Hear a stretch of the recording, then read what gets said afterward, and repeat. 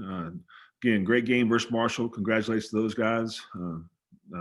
A great game. It's a great atmosphere. A game we hope we continue for a long time.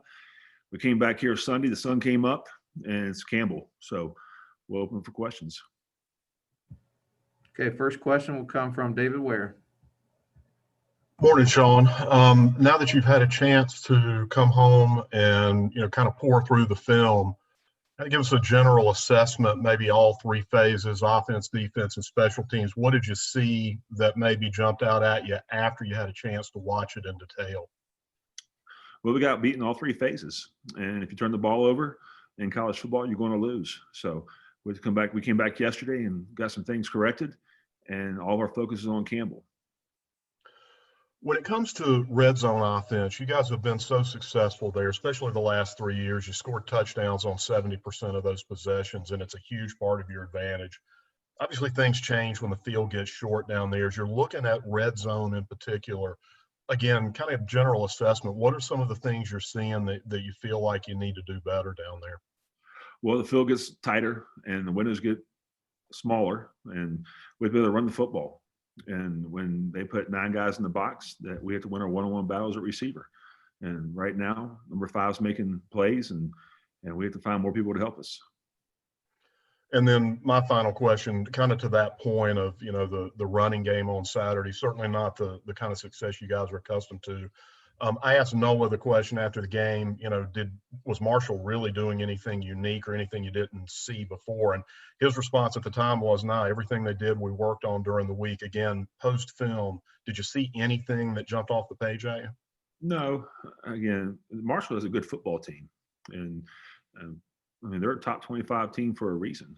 And those holes that we had the week prior, they get you get smaller, and you have to be able to hit the hole. There's times we can hit the hole faster and don't bend the ball back, and you have big gains. But again, I think we're doing a good job running the football, and we have to finish our blocks, and we have to hit the holes by the running backs. Thanks, Shawn. Okay, next up we'll go to Ethan Joyce, Winston-Salem Journal. Hey, Shawn. You mentioned the wide receivers. I'm just wondering, do you need to see, is it effort? Is it physicality? Like, what do you need to see from some of those other guys outside of Thomas to make things work a little better? Availability. People have to play. And Thomas does a great job. I think he plays 78 snaps. Malik Williams, we have to get him more involved. And Jalen Burgos needs to play more.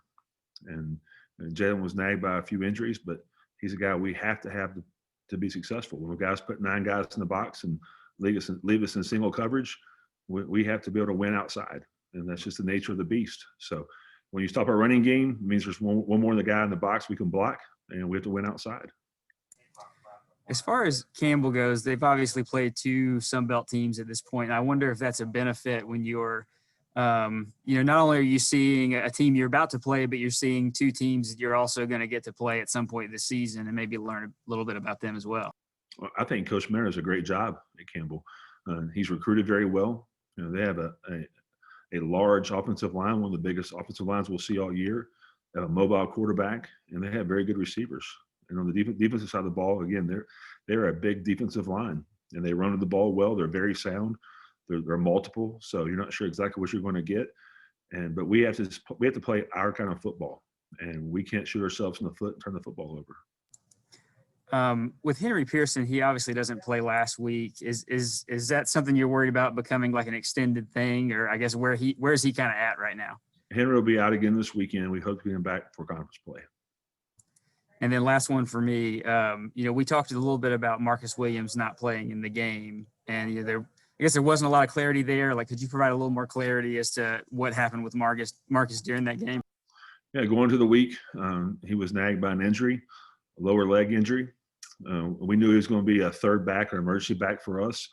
He warmed up, felt okay, came back after halftime, warmed up again, and couldn't go. And told the trainer he couldn't go. Right in the heat of the battle, our trainer said something to me, and I kind of didn't pay attention to it because he was our emergency back, and that's what it was.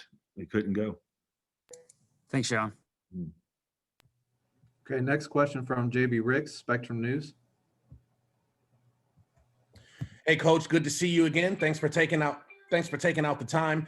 I just have 2 questions for you. First question, will be something that Noah mentioned after the game the other night, and this was after your press conference.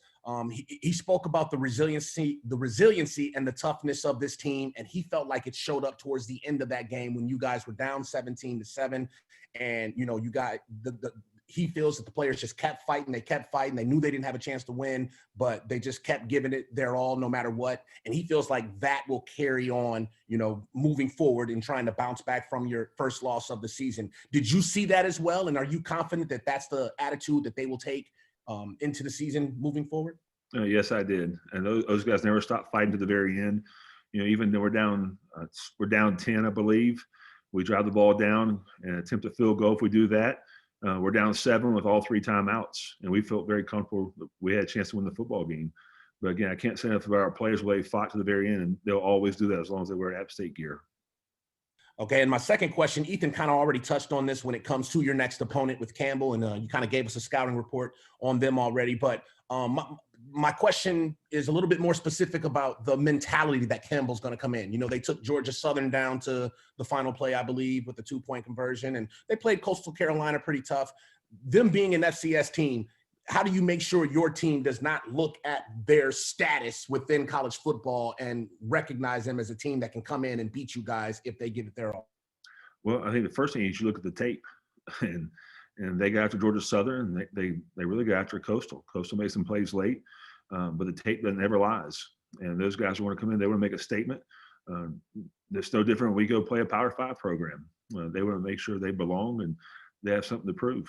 And again, I can't say enough good things about Coach Mentor and his program, the way he's recruited, and the way his kids play. There's a reason why they've lost 2 tough games, because of the mentality of the program. Thank you, Coach. Okay, next we'll go to Steve Behr, Watauga Democrat.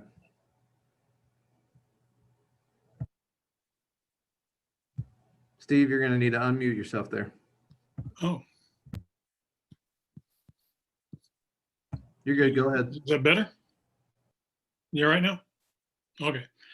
She's kind of talk a little deeper about Campbell. They like to throw it. They like to run it. They balance. What generally do they like to do offensively? A little bit of all of it. Again, then they have Coach Grimes does a great job with their offense. Again, there's a very big offensive line. One guy's 6'7", 335. The other tackle's 6'6", 300. So they have some guys, some big guys who can give you issues up front. But again, they're going to try to run the football and little zone read. And then when you load the box, stop the run, they're going to throw it deep. And they have playmakers at receiver. And you watch the Georgia Southern game, there's a few, really, they should have won the game. Campbell should have, when you watch the tape. But very good program. There's a reason why they've lost 2 close games. As far as defensively, do you expect them to pack the line of scrimmage like Marshall did with 9 in the box, or is that their style? Or I don't know, and we're still getting right into the game plan right now. But they're very sound at what they do. They make you earn it the hard way. They're not going to give one deep. They're going to make you be in the long way, and that's what great defenses do. okay, thank you.